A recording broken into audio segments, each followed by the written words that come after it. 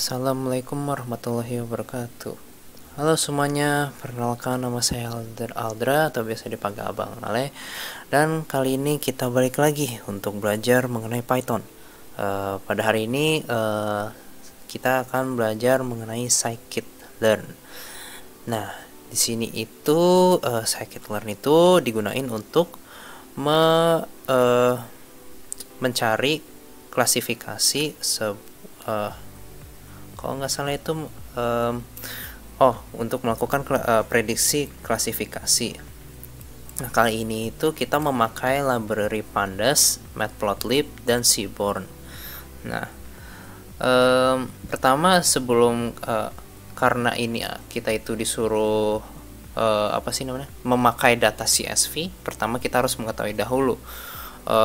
Pertama itu kita membaca data CSV-nya dulu. Nah, itu dengan data variabel sama dengan pandas.read_csv terus nama file CSV-nya memakai separator koma. Nah, untuk karena kita hanya untuk mengetahui seperti apa sih isinya data CSV-nya itu, kita tinggal aja dengan data titik head itu kita menampilkan tabel hanya dikit aja gitu nih, cuma 5 baris doang kan gitu.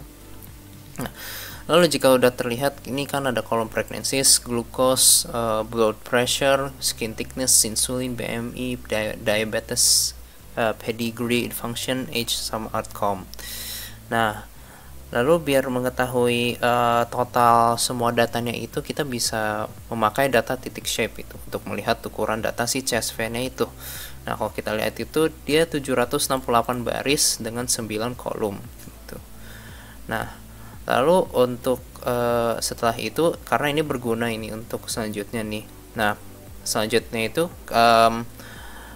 kita itu menghitung data outcome yang di ujung ini itu. Nah, ini itu menampilkan apakah orangnya itu sakit atau tidak gitu.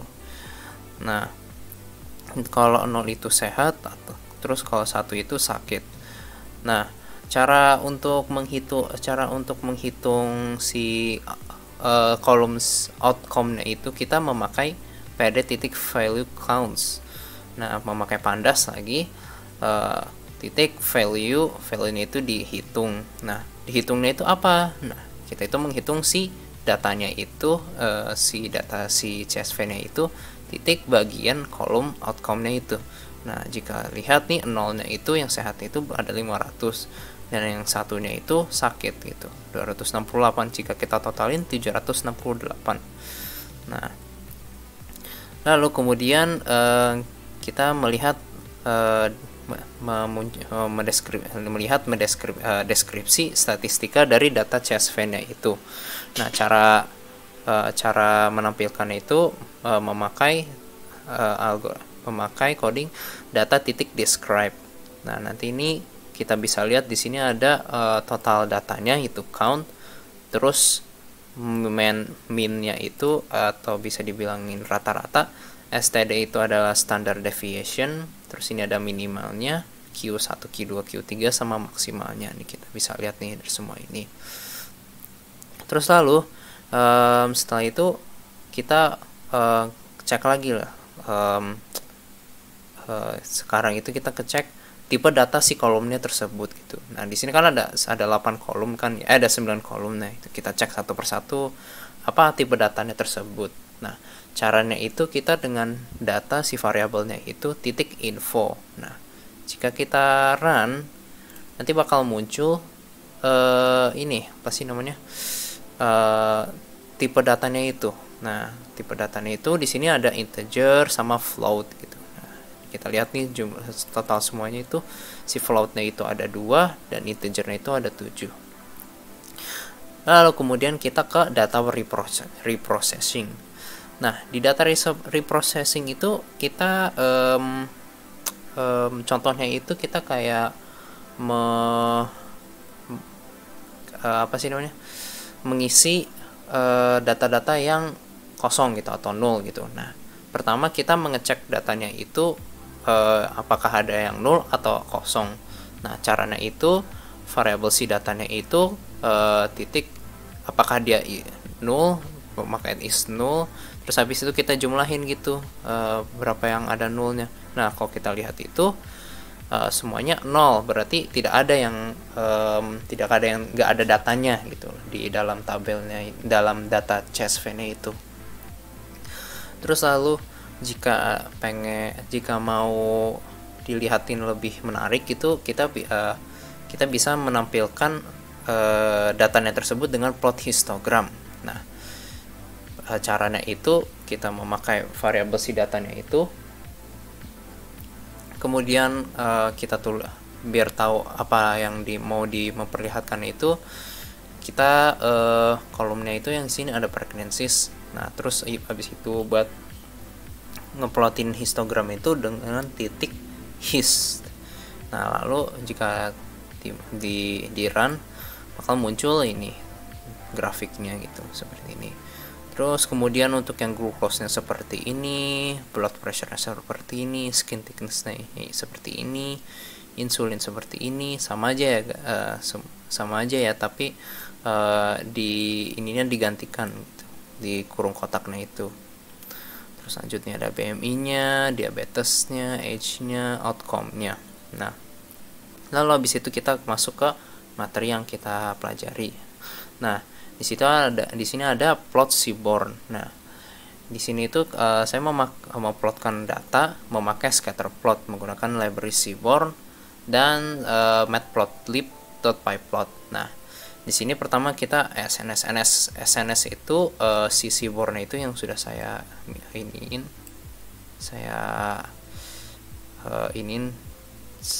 artikan gitu, seaborn itu sebagai SNS. Nah, lalu dot facet grid. Nah ini facet grid itu buat ngeplotin beberapa macam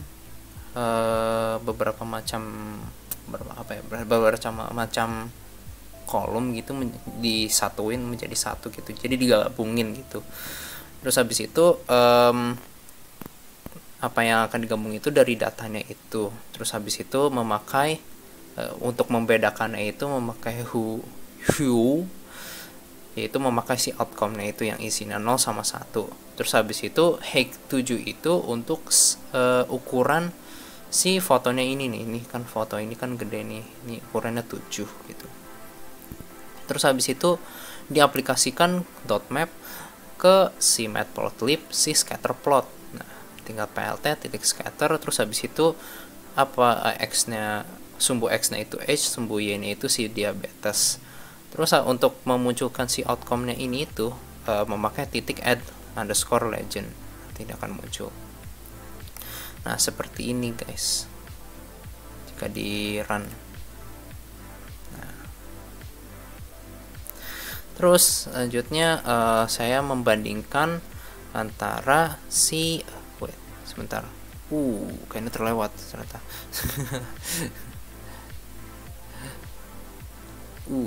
terlewat ya. Oh ya, berarti ini tuh membandingkan antara age sama diabetes. Nah, kalau yang ini itu blood pressure dengan diabetes, seperti ini gambarnya. Dan yang terakhir ini dibandingkan X-nya itu age terus sama pregnancy seperti ini. Nah, terus habis itu kita ke scikit-learn-nya itu. Nah, scikit-learn itu sudah saya jelaskan bahwa itu untuk melakukan prediksi klasifikasi. Nah, kita itu di sini tuh saya akan menggunakan algoritma KNN, itu si K-Neighbor Classifier, terus habis itu logistic regression, decision tree, dan Gaussian naive Bayes. Terus habis itu saya akan menghitung akurasi setiap algoritmanya tersebut. Nah, pertama sebelum kita memakai algoritma tersebut, saya akan membuat model seleksinya itu.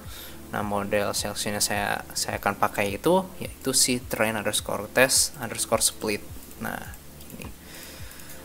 Nah, ini tuh adalah fungsi yang memisahkan antara si training sama tesnya itu. Nah, terus habis itu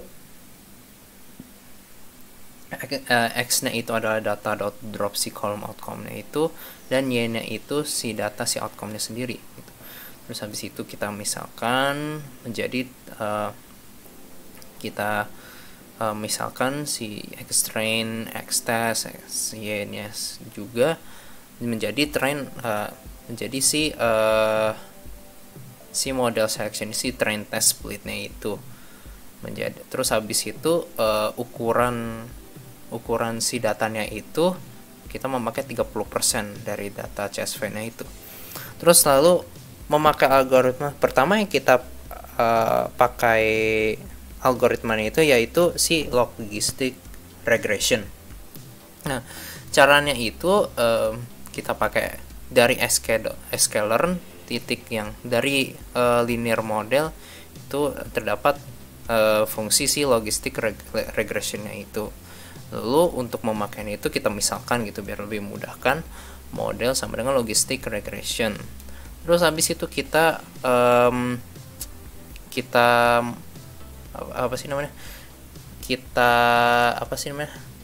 coba kita teskan dengan algoritma si logistic regressionnya itu dengan si yang data yang kita yang telah kita untuk mentrain si ininya itu data-datanya itu. Nah, kemudian setelah itu saya print si akurasi logistic regression itu. Nah, cara munculnya itu dengan model titik score, nilainya itu dari X test, Y test hasilnya itu, hasil pengetesan dari trainingnya ini itu. Nah, terus setelah itu karena ini hasilnya itu 0, saya kalikan dengan 100. Nah, terus habis itu selanjutnya saya mau memakai algoritma si K-Neighbor classifier. Nah, si K-Neighbor classifier itu terdapat pada si neighborsnya itu. Nah, seperti kayak tadi kita jadi masukin ke model itu, terus lalu habis itu kita algoritma tersebut dicobakan ke